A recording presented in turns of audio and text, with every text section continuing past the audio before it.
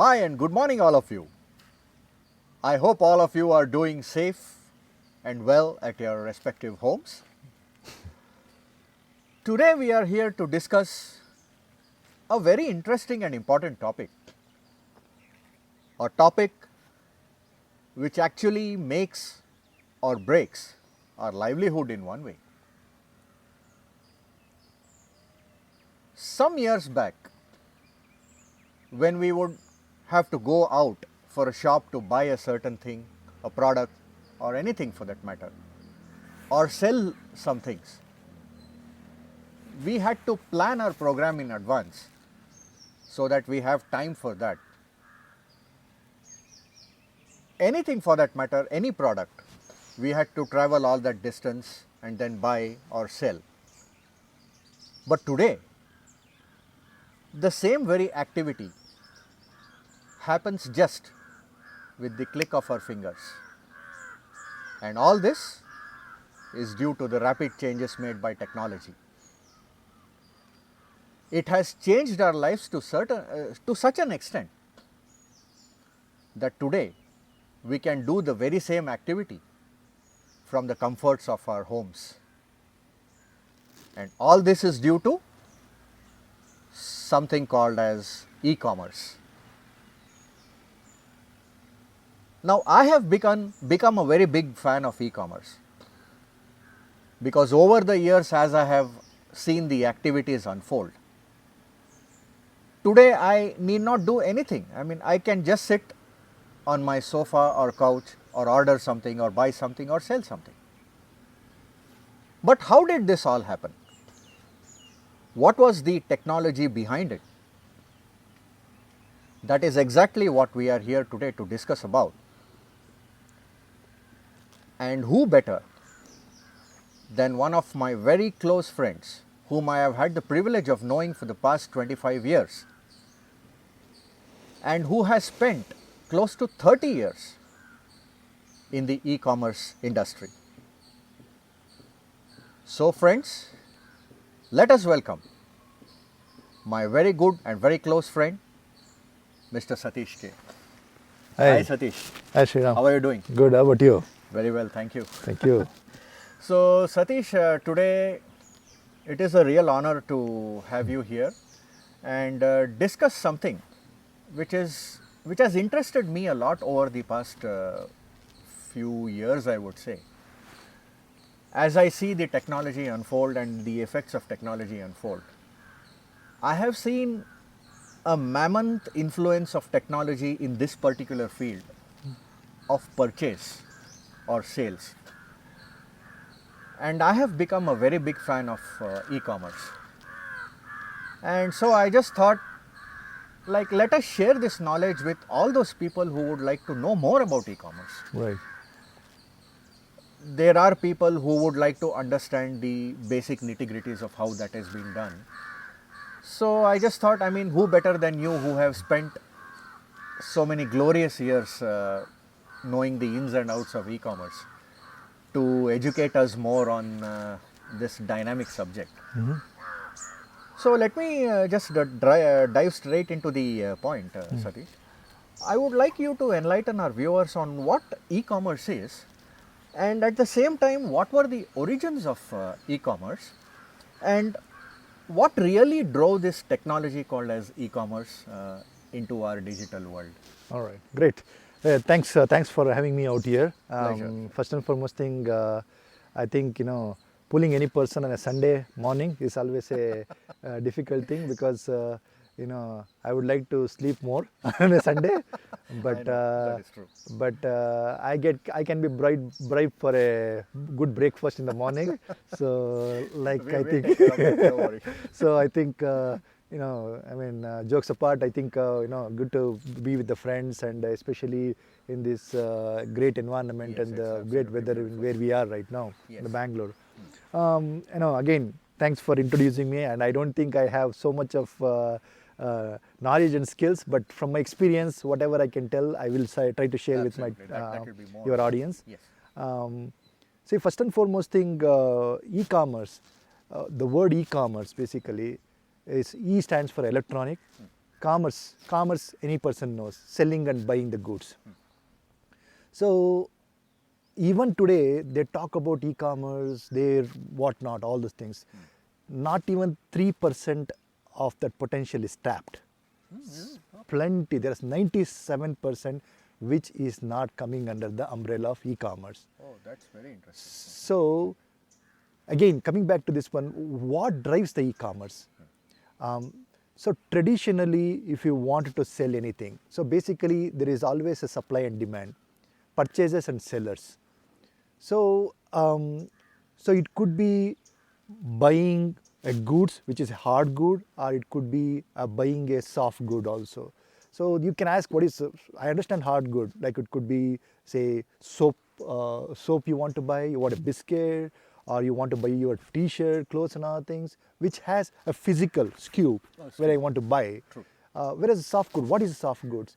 So soft goods is something where, you know, there is nothing hard, you know, you're not going to give something, somebody saying that, hey, here is your t-shirt, or here is your pant, or whatever, or the phone you bought, that one. Is basically like something where you purchase a package. Like example, if you wanted to send your parents to say pilgrimage, you wanted to buy insurance and other thing. So to outreach to those people, then you know, then the soft goods, selling of the soft good come into picture. So then let's go into the other spectrum of it. Where did it come from? How that evolution happened around there? See, for anything e-commerce, e-commerce is basically a digital platform. So for the digital platform to happen, the infrastructure is very important. What is the backbone of it? So backbone is internet. You need to have a very good internet. Very good. To have an internet, you have to have a very good telecommunication policies from the country where you are. How do they support that one? So traditionally, if you look at the developed country, through 30 years, 30 to 50 years of time, they invested on that basic infrastructure, like creating the backbone. So that's why for them, going from a step-by-step approach, from being like say a telephone service to something which is more, I would say DSL, what is called high-speed internet and other thing, was easy. Whereas like in India, where we traditionally not had much reach into that one, it was a little bit setback, slow. But the thing what we learned from India is we skip a generation. So the digital innovation happened so fast, that we skip a generation of having a phone, traditional phone, pick up there on the background and the backbone and other things. So basically, right from knowing nothing, you have a mobile phone which has 3G, 4G and whatnot, and that's all the different technology. So those things enable the people to go and say, okay, hey, I have this one piece of this thing. So that made a lot of people to say, okay, we can sell and purchase goods. So if you look at the tradition of e-commerce, in the Western world, it came into picture back in early 90s and other thing. But in India, it came into picture only in later part of 2000, when you had a 2G, 3G network, which has a very good backbone. Why you need that kind of backbone? Because if you want to push the content, so content is what? Like example, I want to buy insurance. Then I want to know comparison, which insurance is better compared to the other one. So the way the e-commerce came into picture was specifically, initially, it was for a traveling industry, where India, as you know, during 2000, I think they made people were, the middle class, lower middle class were becoming more upper class. I won't say upper class, I would say like more, they had income to dispose, and they started traveling across India, across the world, and then they realized that, okay, we have money to spend money to go to a vacation or thing. That's where the traveling packages came into picture. So when you go to the traditional way of training package, asking for, okay, I have a honeymoon package to go to some other place like Maldives, or a pilgrimage package to go to Haridwar and other thing, then the e-commerce industry, that's where they said, okay, this is also commerce, but we are not selling Haridwar to you, you are selling the package. So they said, okay, instead of going to the traditional way and sitting with the agent and do this thing, they made sure that, okay, you can sit at home, you can basically look for all the packages, click on the package, and then you got your confirmation number, then your package is ready. So physically there is nothing given there, but sitting there you are able to serve your customer. Serve your customers, yes. So that's where the evolution of big commerce started, and then it went beyond that one. That's excellent. I mean, that was a really elaborate description. Really, it gave us a good insight into what e-commerce is. Staying with India, Satish, actually now India is in the forefront for many activities. So, looking at the way technology has really changed India, I think e-commerce also has had its say in transforming India into a much more potential belt or a potential platform for people to, really explore the possibilities which are behind that. So, staying with India, I just wanted to know, like, how has the adoption for e-commerce in India been, and at the same time, what are some of the advantages to Indian consumers, given that the small and medium stores have been the established sales channel for many years. For example, these retail stores, which has been the go-to places for many customers. So, like, how will India really adapt to this change through e-commerce, and I mean, how will it influence these small retail customers? Absolutely. If you look at right now, the one which drawing the e-commerce part of it, as I told earlier, it is 3% adoption. Okay, in India it is much less than that one.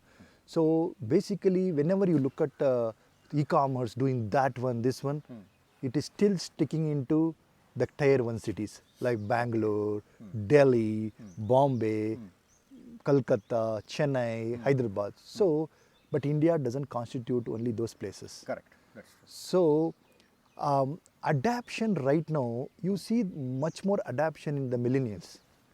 Because the reason as you asked me earlier as well, that right now the backbone is important to do anything right now. So, people right now, the penetration of your mobile is much more than the toothpaste currently in India, if you look at that one. That's true, So, that's true. I mean, there was a saying that people spend more on hair color than the toothpaste. Than the toothpaste. Okay, Yes. so then if you see right now, there are plenty of way you can basically get into the Indian market. Okay, and especially our country constitute almost 60% of the people are in the age of 25-35 time. That's a big customer number. base. Yes, absolutely. First thing. True. And then the adaptability of that millennial using social media or browsing, TikToking, all the things people have basically adapted to that one. If you look at millennial now, they hardly spend time with their friends, families, or even any other things. Absolutely. So they basically spend time on the phone, and every person has a mobile. Has a mobile. So right now, out of 100 mobiles sold, 70 to 80 mobile is on the not on the traditional phones. Right. They are on the like a like an iPod or iPod or smartphone. basically smartphone. Right. So basically that gives the push for the e-commerce to sell their products, bring those millennials. So currently, the focus is on them only, not the other way. So how do we adapt going forward? So first and foremost thing, they need to get into more than the tier 1 city. They need to expand. They need to expand that Right. one.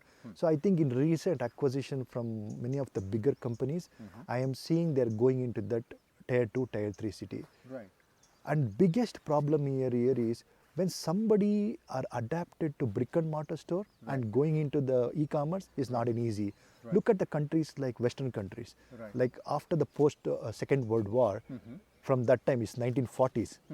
The e-commerce adaptation happened in late 19 and even now in the Western world, even though there is a 84% penetration of internet, the e-commerce adoption is still 60%. So in India, Right.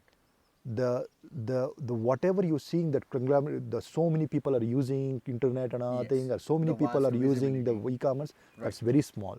So I think once you get into a brick and mortar store, that basically expands. And for them also, it creates a customer base because see right now more than like look at some of the like 50 plus people middle age and I think Right. they don't spend on luxury items. Yes. They spend on essential items. Absolutely. So there is in e-commerce right now most of the goods is sold is on luxury. So and especially in the COVID situation you see a lot of essential goods. So once you start getting into the essential goods into that one and you start selling to the different spectrum of people out there, I think there are a lot of this thing, lot of things. You can go luxury goods, you can go health products, you can do agricultural things. So there are so many untapped industries currently. Right. I think, and with the very good customer base, we have a supply side, which is you have rural handicrafts and other thing, and you have a lot of things which we traditionally can sell that one, and then you have a customer base who are millennials and they are interested to buy and they have the purchasing power. So that coming together, I think create a lot more scope for the e-commerce, and I think that is here to grow for a very long period of For a time. long period of time. That's excellent. Yes, visualizing where e-commerce can take us in the years to come. Yes, the benefits are more to be explored than explained, as Right. I would think about it. Uh, Coming to the next question, I just wanted to know. We have spoken about India, like how e-commerce is evolving in India and how things are shaping up.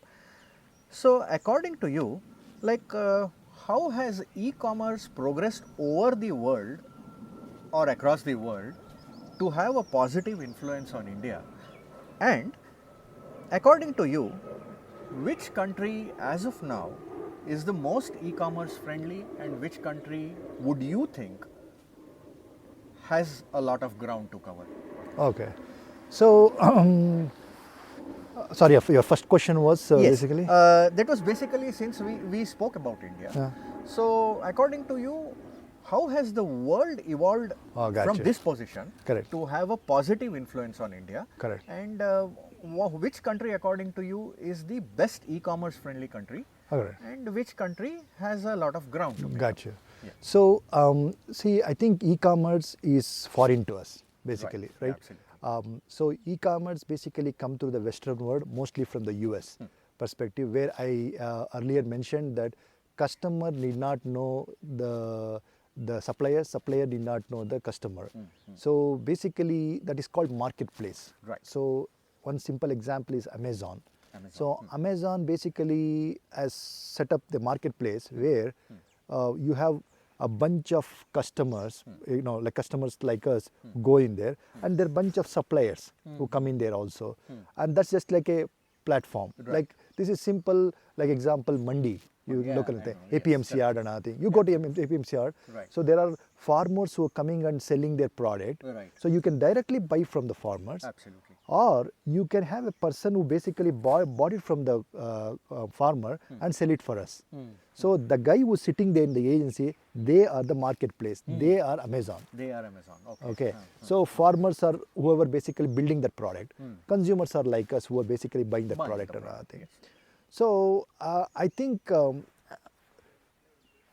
players like Amazon and Flipkart and Myntra and other thing created a tremendous positive influence on India. Like example, I'll give you. Like suppose I mean especially let's talk specifically about the goods which we use it in the e-commerce in the beginning with. Right. Luxury goods, Right. dresses and other thing. Right. So we Indians wanted to try before we buy. See, we have seen traditionally where, again example, I want to buy something which is not exactly fitting, I take it home and it's not working, fitting perfectly, It's not fitting. you bring in there Right. and that guy will not give you money. Yes. He says buy something else. Exactly. Then your limitation on the what you want to buy Right. is like according only to this particular shop. That means first of all you need to think whether you're making the right decision, and then you need to make sure whether it works for you. So basically at that point of time you are pushed as a customer. They're not customer friendly. You're pushed as a customer to buy that one. Now, like Myntra and other things which came into picture earlier, so they can, you basically, they created so the cash on delivery. You don't have, you book that online, you get that one, and you like it, then buy it. You don't like it, I don't want it. So that means it opened up the total, I would say it's like open a can of worms, if you will. Good or bad. You can use the bad thing also because people were misusing that one. But at the same time, it opened up that lock in your mind saying that, okay, if I need to be particularly clear to buy, otherwise will not buy. So that means putting a lot of pressure to the customer. So at the end of the day, if the end customer is happy, how you see, then adaptability is much easier. So the cash on delivery caught up so much that people started going online and buying and then don't have to think about it. So if the cart size is like say 100 rupees or 1000 rupees or even 5000 rupees, they didn't care. They just wanted to see whether it looks good for me. If they look good for me, then the money comes secondary.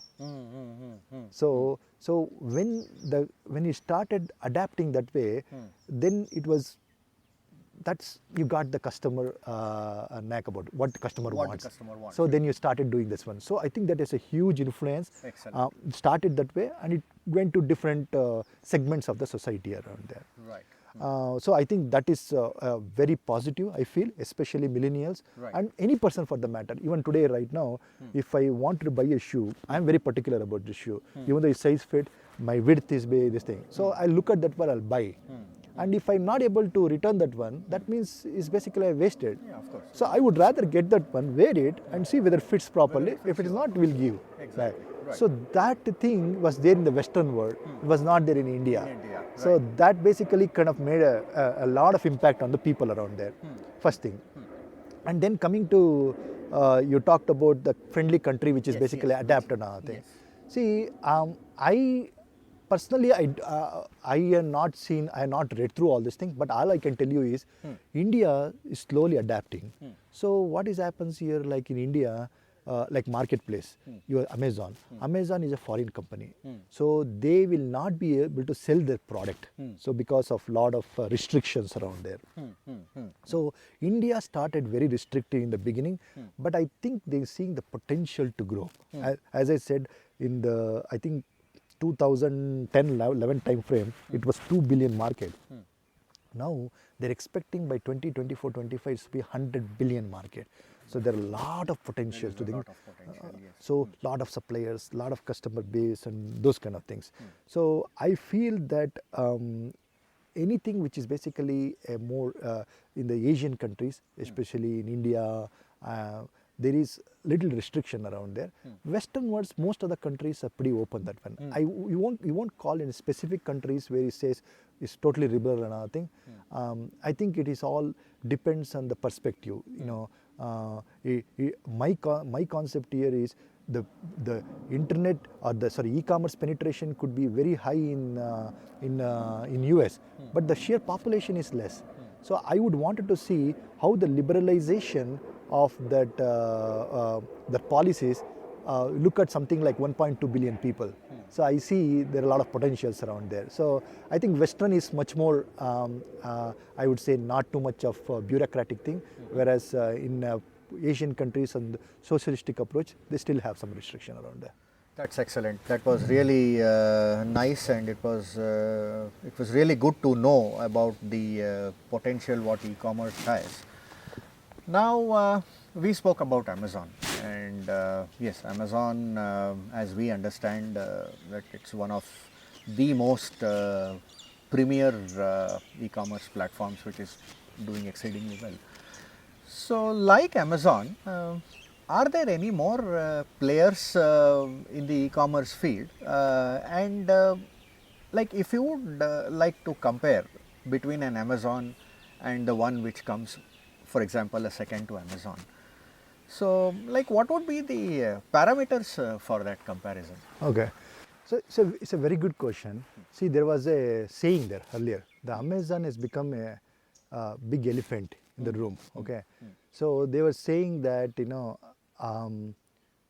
rest of the things in other side, Amazon is one side. Yes. Okay. See, the persons who are there in the market right now, they are distant second. Right. So most of the players in the other market are somebody who has the brand capacity. Like example, see right now, Amazon basically brings up all this MSME, medium scale, medium enterprises who don't have the brand. So basically they create the marketplace. Right. As I told you, it's like a fair where Yes, you yes. put that one and you have the Amazon name. Right. So you basically putting your product there and having customer come into that particular site and look at that one. So look into that product and then sell that marketplace. So I think that model worked brilliantly. Okay, and they are here to stay. So there is no question about it in that perspective. But the problem which you're going to face with that is they are looking at somebody with an MS, as I said, medium scale or medium enterprises. Those they are their target audiences. But there are bigger companies. There are. Like example, Nike, Apple. So the brand, they are the brand, right? They are the luxury brand. They sell the brand. So for those, Amazon doesn't need to be their brand. So all these MSMEs are masking on the credibility of Amazon. Right. If the Amazon goes down, they also go down. Right, right. So they don't have the presence for whatever reason, because they don't have that marketing capability.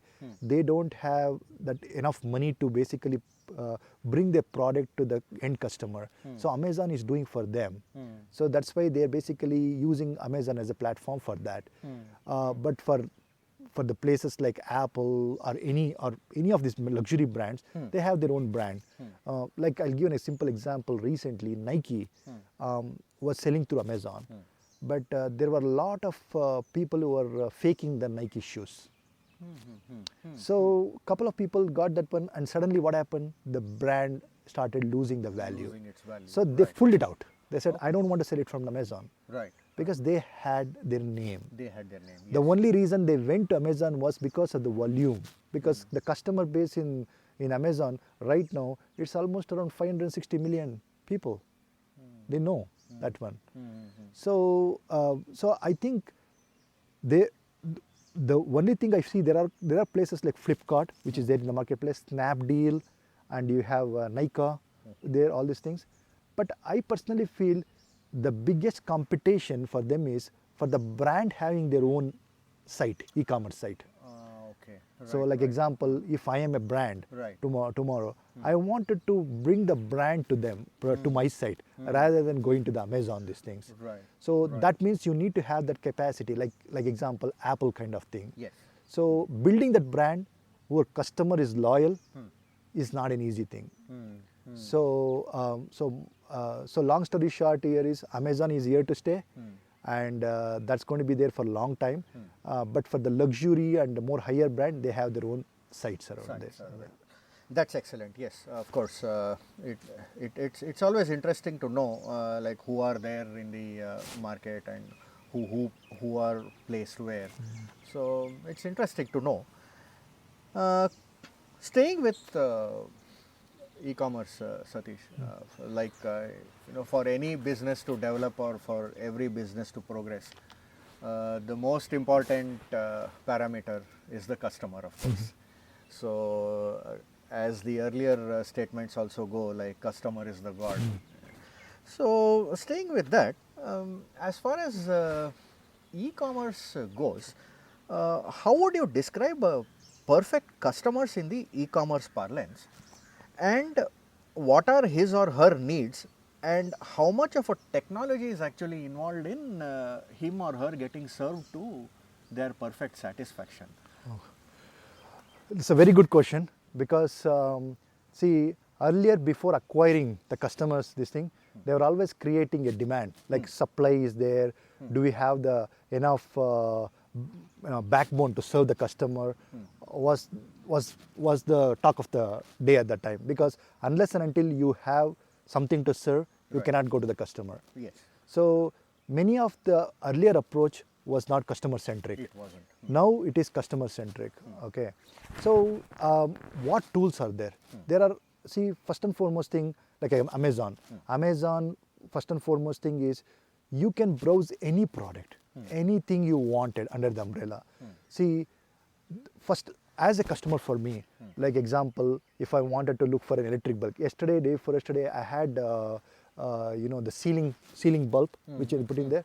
So I had I didn't know where to go, because I went to a couple of traditional shops, and they are like, okay, I don't have, you need to go there, you need to go there. They were mentioning, because even though I am in the e-commerce, I will try to see whether they can serve from the local people. Exactly. True. So because that's very important. Yes. So when I went to a couple of shops, they didn't know the answer. Like questions they asked was, okay, what is the size circumference of that particular light? And then I said, okay, this is circumference. What is the cut size of your the wall? They asked me the question. You've gone to that depth. So that depth. So basically they're saying that pull whatever you have, bring it to us, then we'll do. Okay. Then I said, okay, let me try that one in Amazon. Just look that one. It had the information about the circumference of that particular light along with the cut size. Along with the cuts. Oh, excellent. So That's really nice. then you realize that, Yes. so the kind of data science, Yes. the analytics is gone Yes. to understand what is customer need is very important. Yes. So when you build a product, I think Amazon, through his experience and technology, they identify that what is customer wanted to see. Like if you buy a anything for the matter, let us say if I buy a tripod, if a tripod, what is the size of the tripod? How much weight it can take? What is the angle it can turn? What is the focus it can do? Whether it can swivel? All this information comes to a common thing. So those things are explained. That content is provided to the customer. So, and that is not happened overnight. So basically through a technology, technology means either through a social media or through feedback, they collected that information. And second thing, earlier they were not worried too much about the customer, they collecting the data in a multiple way. Now it has gone hyper local. Like I'll give a simple example of this hyper local concept, which I felt very, very interesting was, Right. recently I have attended this virtual internet commerce summit, which happened last year. I went there to Bombay, Mumbai. Now this time happened virtually. So they said one of this traditional store basically wanted to sell their essential goods. Essential goods. And because of the COVID situation, it is closed. This thing is closed. The shop is closed, but they need to survive. So somebody came up with an idea. Hey, why don't you do mobile selling the mobile goods, like through a mobile carrier? Put all the goods and go there. Everything is good, but the thing which was missing is they are not captured where the people are. The audience base. Audience. So they basically have all the information. I can take the mobile, put it in a mobile library kind of thing, mobile goods. Right. I can drive. But where is our customer base? Where is the customer? Analytics is not there. Right. Analytics is not there. And during this situation, they dropped their ball on the loyalty also. Like example, in so many situations where earlier loyalty means basically, in this especially COVID situation, I think there was no care for loyalty. They would have done like, say, hey, you want to come into the shop, you are a loyal customer, I'll open for you 15 minutes before. They're not done that one. So they dropped the ball on loyalty.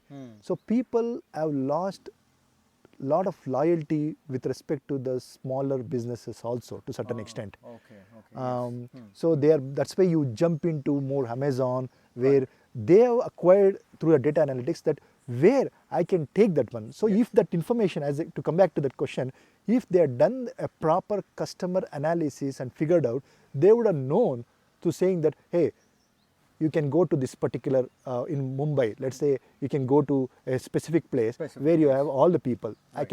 I can have a mobile shop and I can sell that one. So question here is, the technology has made, provide a lot of this information. So basically putting the money into the technology, identifying that one is important. And that thing is gap right now. And I think over a period of time, things will become hyper local as we move forward. As we move forward. Yes, I think the more and more we really use technology diligently and wisely, I think probably we will, at various steps, we will understand how it really benefits mankind and businesses. Absolutely. Now, like all the ideas related to e-commerce is well understood by trying to put a little bit of thought process into finding out how it really changes the business world in general. Now, what are some of the emerging ideas related to leveraging social media when it comes to e-commerce? Because I think social media nowadays is attached to each and every aspect of life. So, when it comes to e-commerce, according to you, what would be the certain ideas which can be leveraged in linking the both? Absolutely. See, traditionally, if you look at the traditionally, right, you see they were sending pamphlet in the in your paper, yes, like the, newspaper. Are you driving in there? You have a big, massive thing, a banner where it says that hey, here is the brand. Right. Please do look into that one. Right. So all this thing was traditional, okay. But as I said, right now, lot many people while driving, they're looking more on the phone than the board. Not that I'm encouraging them to do that one, which is please don't do that one. It's not a good thing. So the amount of time people are looking into the social media is so much that some of the companies have complained that it is affecting the productivity because every second they look into that one. Right. And funny part here is, which I tell you, we talk about complaint about millenniums. You look at even the old people, even you, like example, somebody who are in the senior citizen, they are also got, I would say, infected. I would say I call it as infectious because so I have seen situation where people at 3 o'clock, 4 o'clock in the morning. Don't ask me why I stayed till that time. So you seen somebody put some post and they say like. Okay. It is so infectious that people, it is taking into the privacy of your life. I understand. And that is where they are pushing. E-commerce is feeling that we need to have that presence. So meaning most of our business is drawn that way. So example, I can create, like example, you're looking for a Toyota car, I want to buy that one. My Facebook page on that one, that will drive into the site of the Toyota. So most of this e-commerce, like example, I like, I buy a let us say Lucky brand jeans or a top brand t-shirt and other thing. I take a Facebook picture and present that one. Somebody will ask you, hey, where did you buy that one? You put Armani Exchange, I bought that one. And that is basically done. Oh, Armani Exchange. Then you have Armani Exchange information coming there, which from Facebook is linked into their commerce side. So right now, a traditional way. Right. So most of the e-commerce thing is coming through the social media, either through Facebook or chat or TikTok or anything for the matter, you WeChat in some other countries, many of the local based chat system, so many things. So the way things have happened is it's gone from Google, where there are people doing Google, into something now the Facebooks are become the Google for searching. And now because of that one, the brands have created something called artificial intelligence. Like example, right now, you take a t-shirt in a brand, let us say Armani Exchange is selling a t-shirt with a blue color.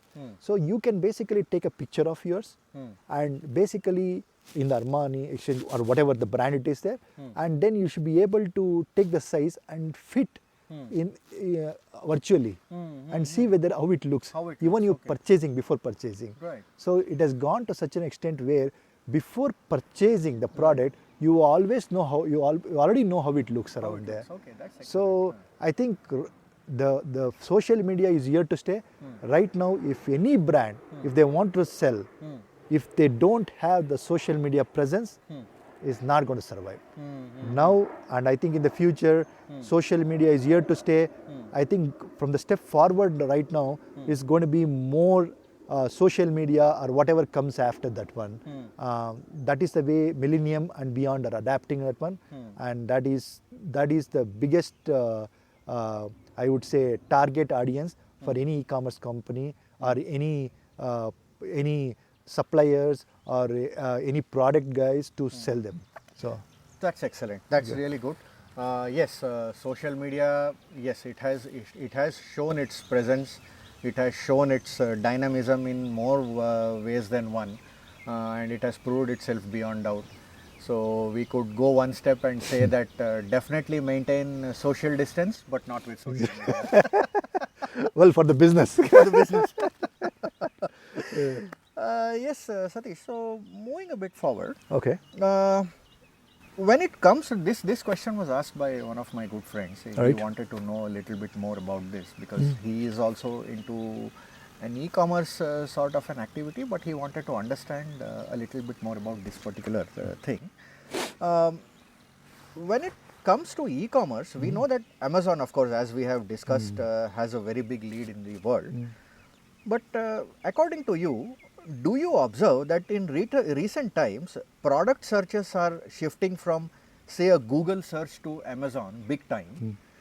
And what is the future of product search in e-commerce parlance? That is, he wanted to know the, say, probably the choice between, say, a Google search platform and Amazon in a more wider depth, if you can help us out. Sure, absolutely. I think to a certain extent I answered earlier, Yes. but I will expand you more this one. Yes. See, when the Google came into picture, earlier to Google, Yahoo was there.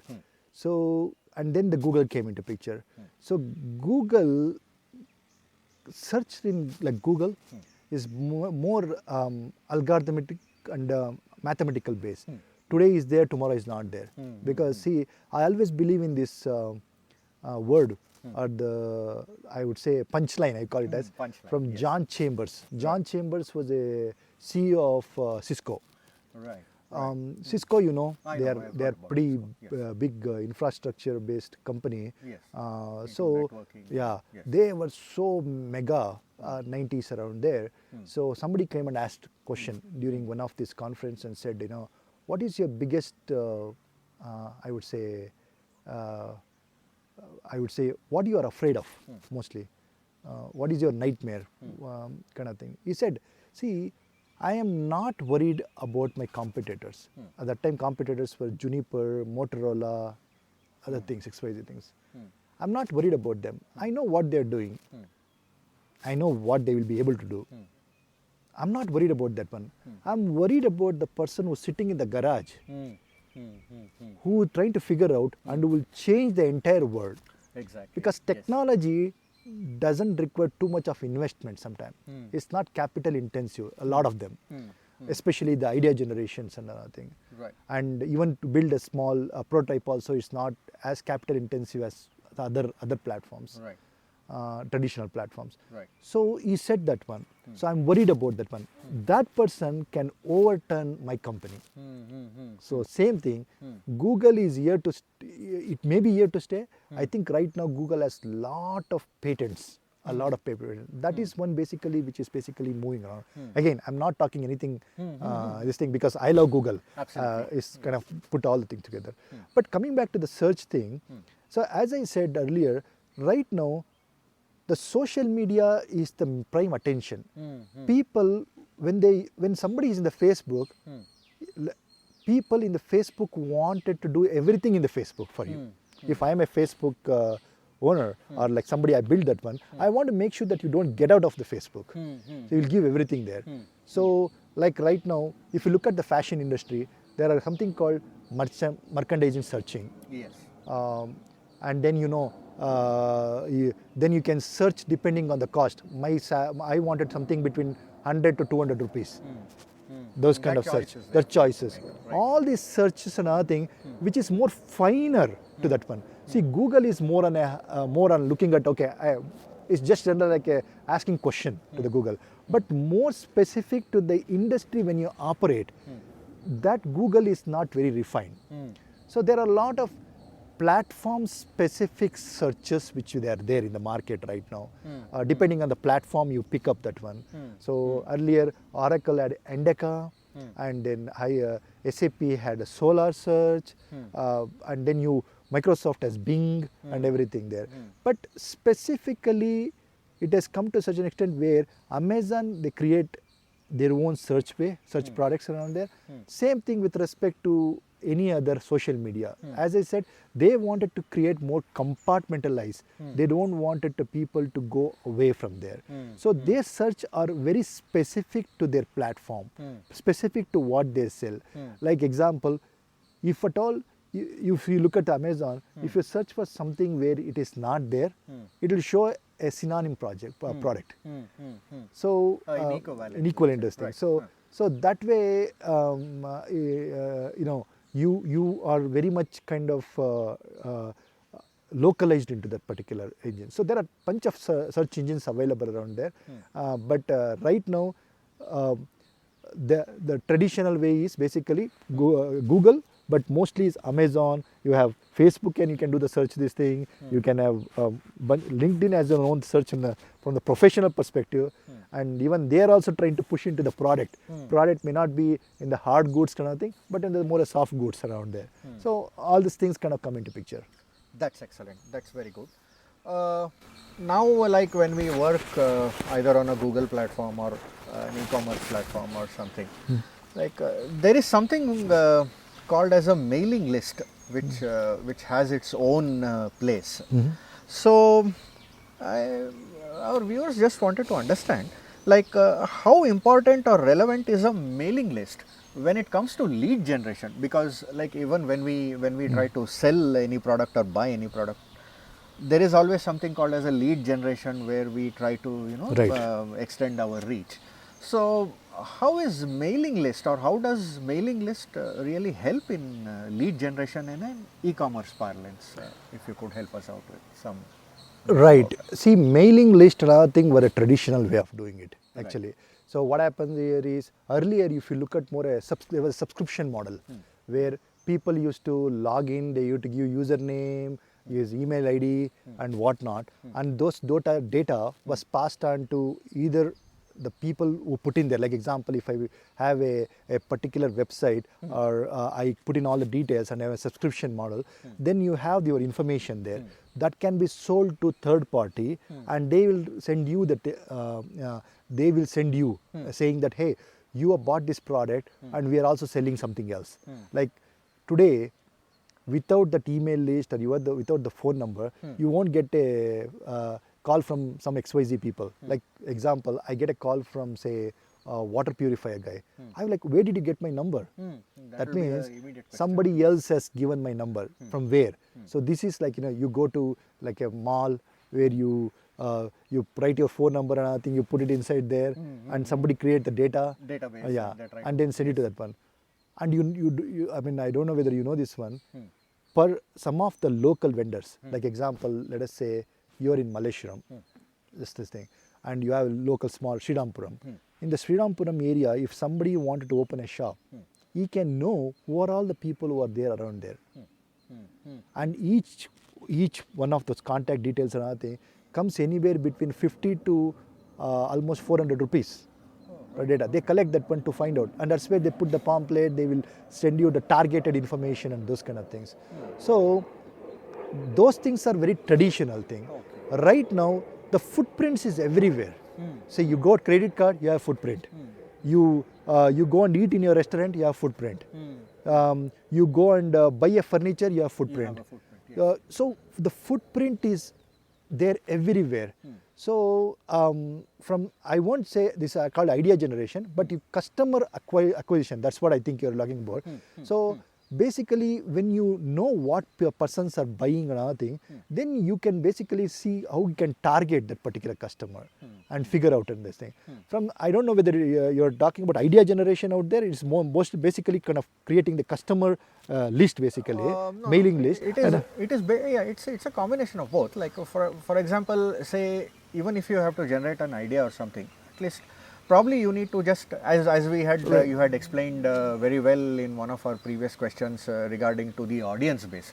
So just like a lead generation Yes. corresponding to the audience. So this basically can create the idea generation also. How you can basically do the analysis, data analysis of those individuals, what they're buying, what they're not buying, how we basically can serve them. Are they a middle class family? Are they luxurious family? What they buy, what not they buy. So all these things is basically creates more a research. So from that you can create an idea whether what kind of shop come into picture. See, that's why it is very important right now to rely upon science. See, the days are gone where hey, I walk into this place and open a coffee shop here. That days are gone, because at that time they were like, okay, my grandfather has done that one, I will also keep it here. And Carry it forward. those businesses are failing because they are not analysis based.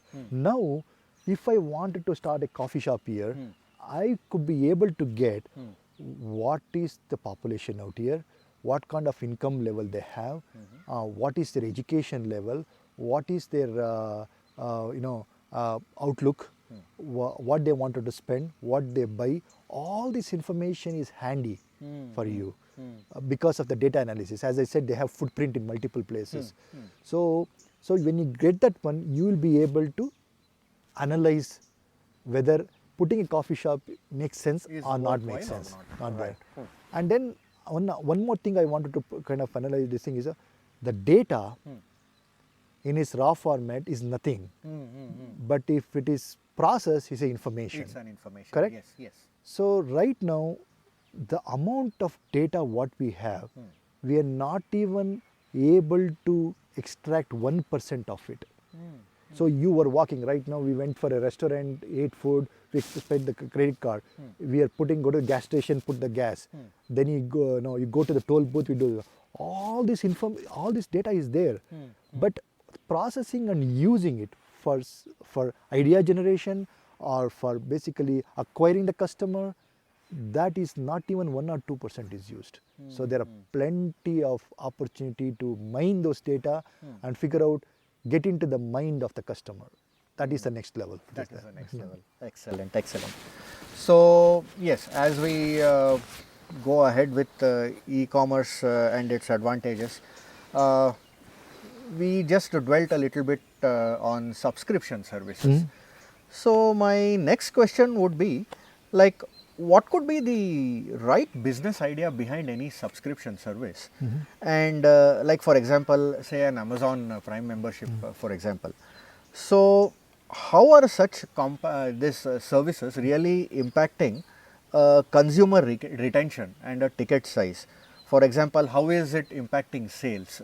So these subscription services, how does it really create a sense of presence in the mind of a customer? Correct. I think, see, the subscription service is really good value added service, especially depending on how you package it.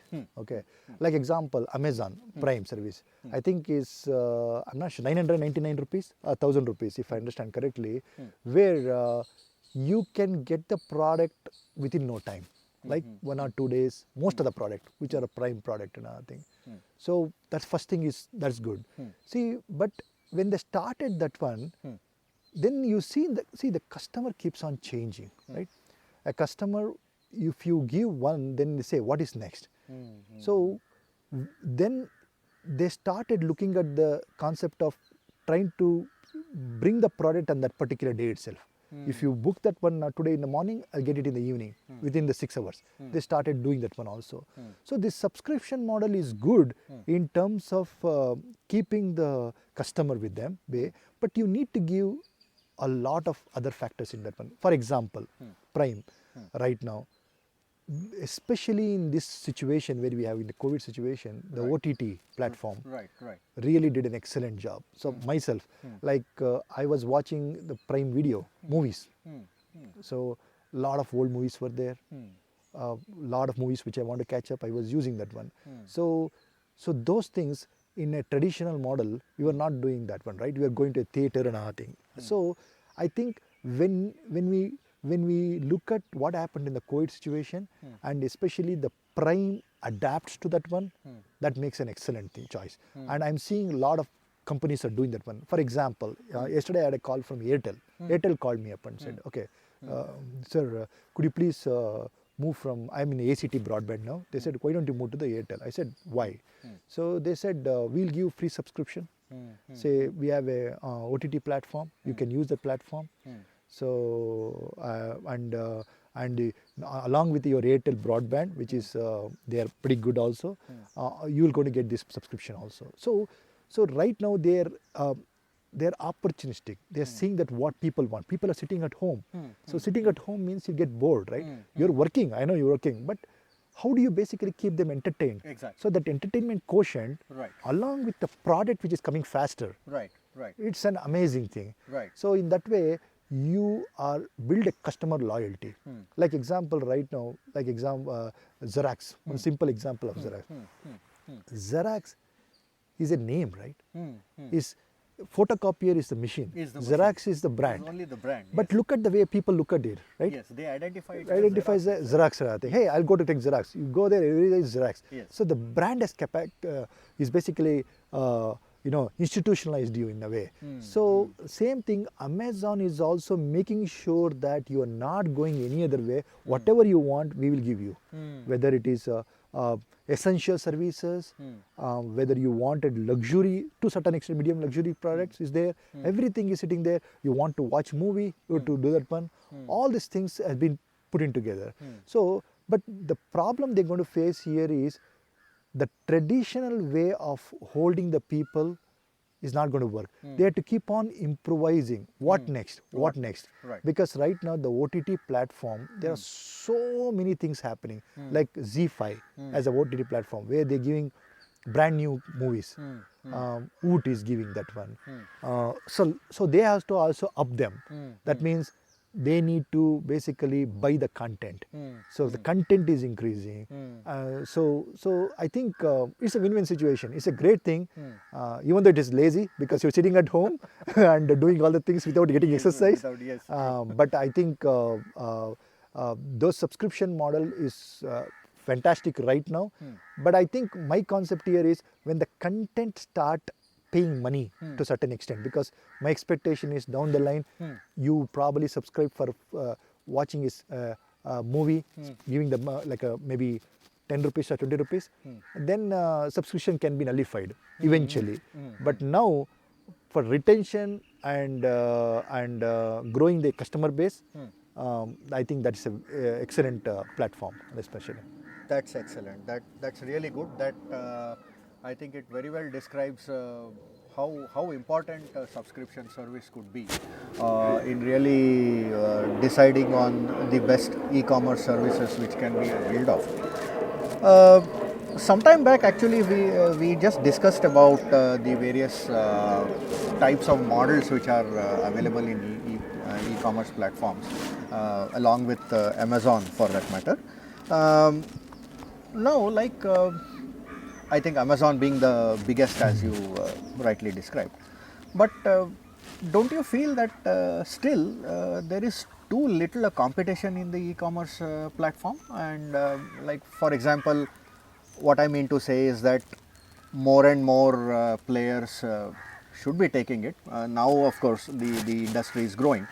And looking into that, at the present status where e-commerce platforms are, how does the future broadly look for the e-commerce platforms as such? And like how for example, more and more players, if they would like to come in, so what would be the basis for them to decide whether we could really sustain ourselves in front of these big players? Correct. That's a very excellent question. Actually, anything with this monopolized is not democratic. Absolutely. Right? Yes. So I think Amazon is monopolizing right now. But at the same time, I always feel that, like example, if you look at the history of the AT&T holding, earlier it was called Bell Corp. So all the baby Bell came from that one. It's like a Big Bang theory. It just split and just multiple exploded. So I think from the baseline perspective, I think this model has worked out well. And credit goes to Amazon, how they did that one, bring in thousands and thousands of suppliers and acquired millions and millions of customers. So, so hats off to them, what they have done that one. So, and again, you asked the question that, hey, whether there are other competitors around there. There are plenty. As I said to you earlier, there is only 3% we are serving, 3 to 6% we are serving. There are phenomenal growth here possible. Not only from the supply chain perspective, like example, if you go to the order, when you click on the order, whatever happens in the fulfillment aspect, plenty of growth. Warehouses, how they do that one, how do they ship, how the logistics work, that is still in the very infant side right now. Very, very infant, like very, very early stages of your e-commerce world. And then the customer base also, what we are seeing is just a 5-6 years of knowledge, which basically you've seen the things exploding. Thank for COVID, from the perspective of the e-commerce, that people have really understand the potential of where the e-commerce can go from here. So I see things are going in totally, I would say, a zip line. It's like it's going to spike, I personally feeling. So you see a lot of venture capitalists, a lot of companies are coming together to expand this model, both from the supply chain perspective and then from the customer perspective also. I think recently you saw the Farm Bill came into picture. So I'm not trying to be a political statement out here and anything, but at the end of the day, how do you make sure somebody who's grown is connected to the customer who's buying with a minimal thing. Like example, if you look at the cooperative society movement in the most of the socialistic world, especially in UK, they keep a certain percentage of it. So like right now, we are farmers traditionally.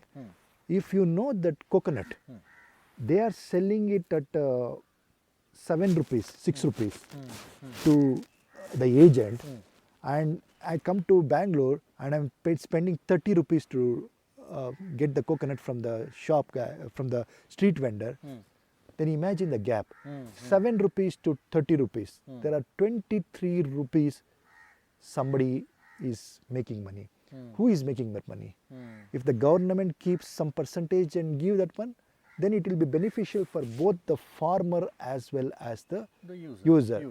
But there are plenty of, I would say, people or agency or whatever it is there, which is happening there. So I think this is where there are a lot of gap around there. So I believe, I hope the Farm Bill addresses that one. So there are, different way of looking at when somebody says corporatizing, somebody is saying, I don't want to talk about how do they implement that bill. But my concept here is the grower should get what he wanted. Buyer should be able to get at a good price.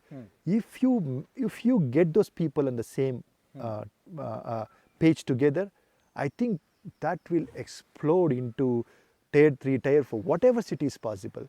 Because at that time, the grower or the handicraft people or whatever, they'll be also happy. Customer is also happy.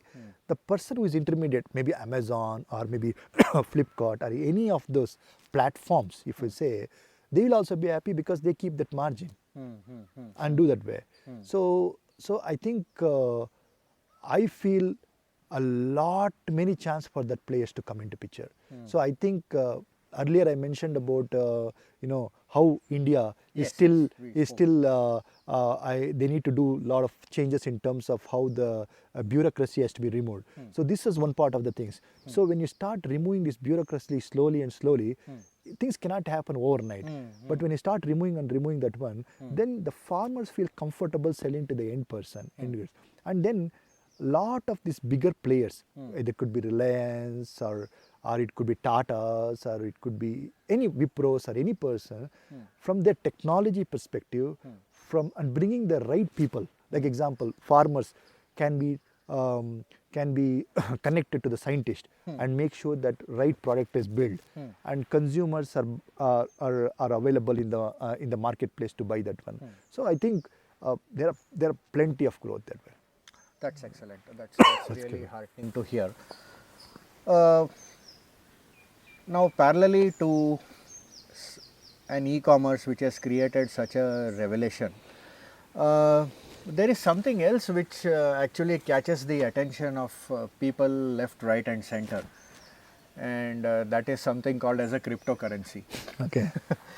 So, because like as I have understood, I mean, people who do not even have an inkling of cryptocurrency or even who don't know about cryptocurrency have somehow got fascinated about that subject, and I wouldn't know, like, fortunately or unfortunately that has now been linked to e-commerce as well.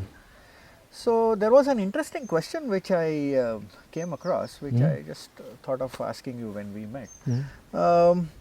Like, how do you view the entry of cryptocurrencies into an e-commerce domain, and how long will it be before it is a reality, and what are the disadvantages and advantages which consumers might face by linking e-commerce to cryptocurrencies?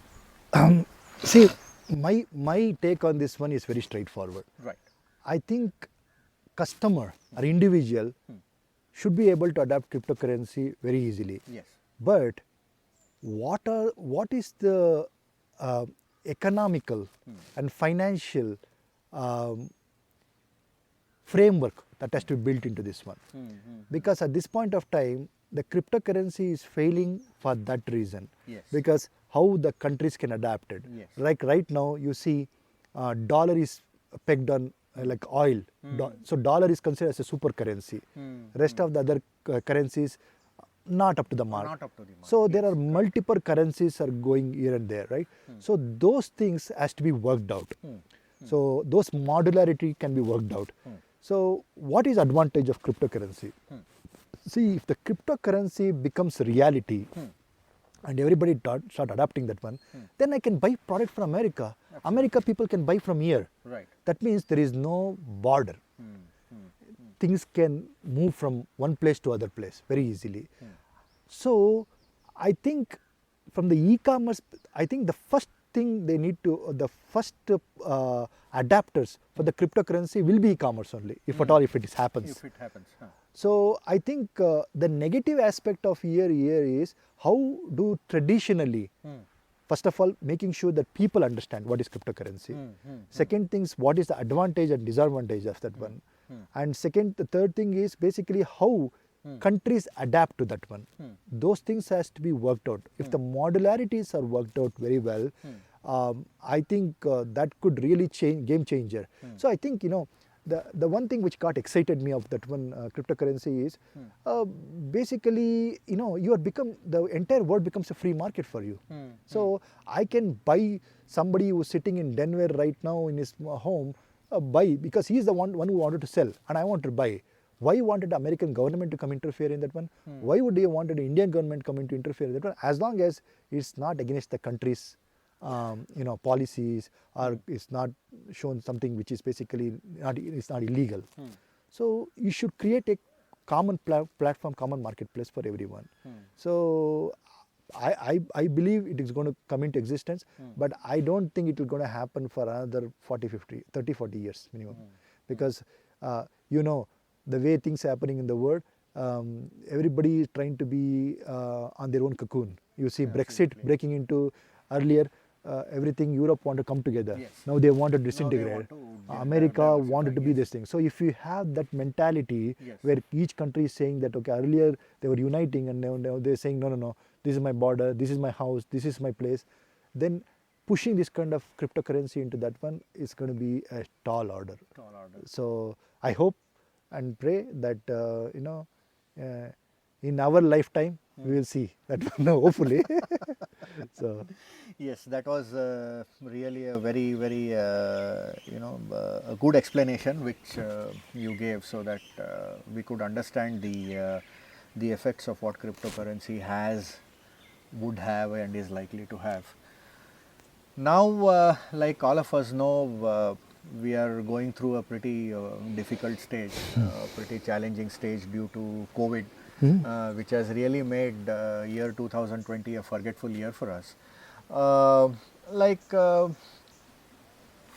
from the time COVID really attacked India way back in March till now, and in the future to come, um according to you, how impactful has COVID been to the e-commerce industry in specific? What are the challenges you have faced, and how would you see the future of the e-commerce industry in the post-COVID era? Oh. See, there is a one sentence from the e-commerce word. Thank God it's COVID. So I think whoever in the e-commerce world, they're saying thank you COVID. Even though I'm really sorry to say that a lot of people life is lost. From the COVID, and people are still there is no light at the end of the tunnel. I think it's go beyond 2021 also. You never know. A lot of people died in every this is where you see a global. It's affecting globally where it is there. Everything. Yes. So having said that one, from the e-commerce world, this is Diwali. So I think the COVID made every person to stay back at home, stay where are there. So it's basically made sure that when you stay at home, you wanted to buy goods. How you want to buy goods? Suppose if this has happened 20 years, 30 years back, I think it would have been catastrophic, where you're forced to stay at home, and traditional shops were open for a short period of time, and people lining up and doing whatnot. It's not only the e-commerce world, from a distribution perspective also, there also it is kind of e-commerce, because you don't see in the front, but it's in the back, it's happening that way. So it would have been catastrophic around there. So I feel e-commerce has brought in a lot of changes in the people perspective. One is consumer. Consumer basically traditionally, like example, my dad didn't know about, he's 77-year-old, didn't know about e-commerce, anything around there. He started looking at that one. He start looking at the product. So he didn't know Amazon, so he go to the Google, search that one, it goes to Amazon, then you look at the Amazon, and he start understanding the product. So you see 77-year-old looking at the adaptability, and he calls up and says, Satish, can you get me the oximeter? I heard they have a 5 rating, a 3 rating for you. That's absolutely. And he read that one, all these things. Right. So there are a lot of tremendous changes which has happened on the grassroots level, and especially millennials have already adapted for that one. They buy everything online. They movie tickets and anything they buy online, goods and this thing. But somebody who are not traditionally person who go and buy it from the online, they always prefer offline, going to the store and buy thing. They also come into picture. This one. So in that way, the number of people who are getting into the e-commerce world also increase. That's one side. Now coming to the supply side, which is shops and small scale industries and medium and small businesses.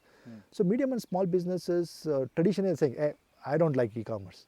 There are a lot of people who didn't adapt that one. They were like, okay, this is the way I would leave that one. This gave them a jolt.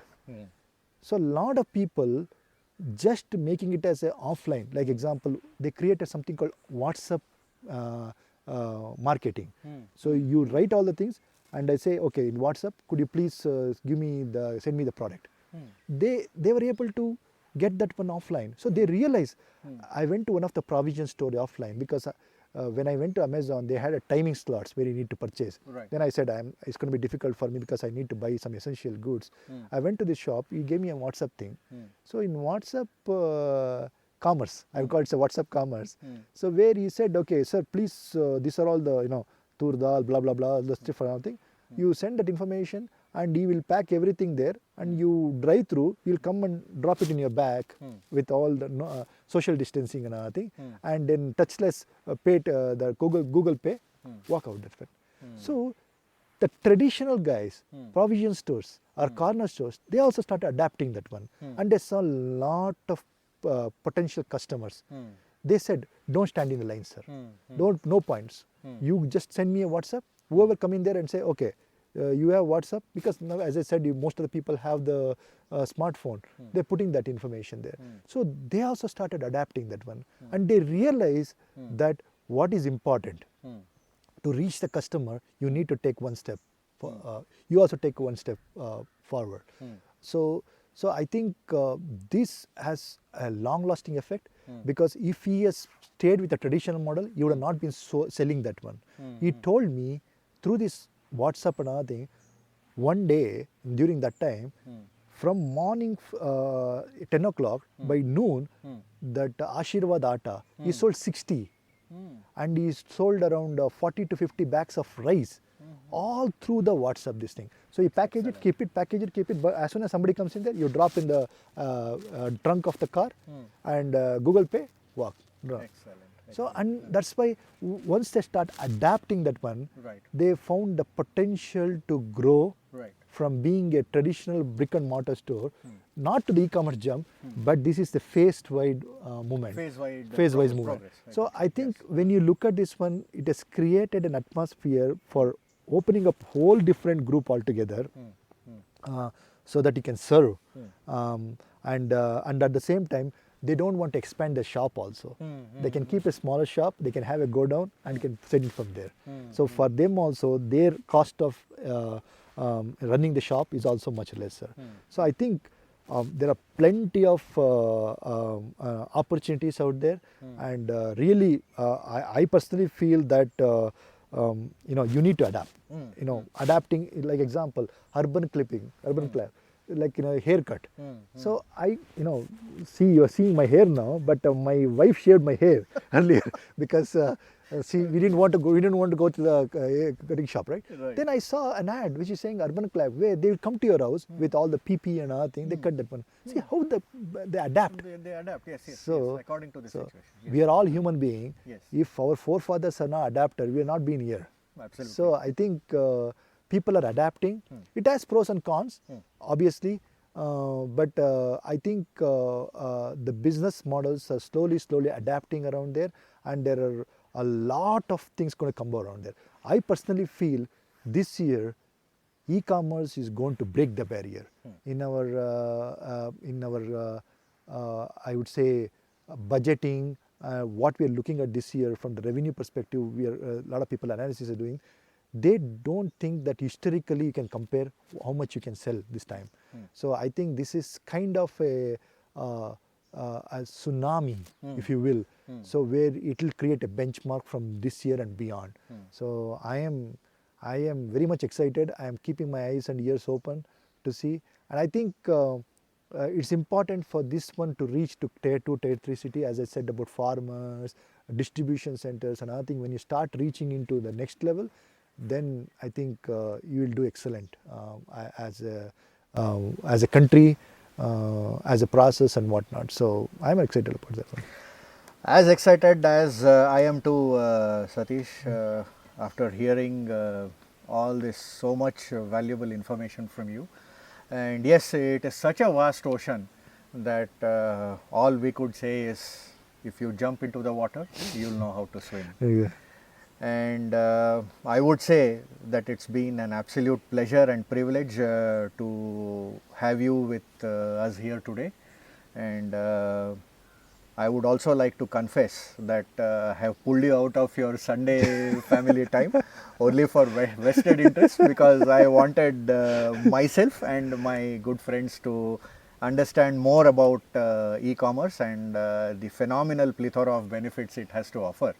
And I'm sure after hearing from you and hearing all your experiences and beautifully elaborated detail on every topic, I'm sure they would also adapt to e-commerce and try to reap rich benefits.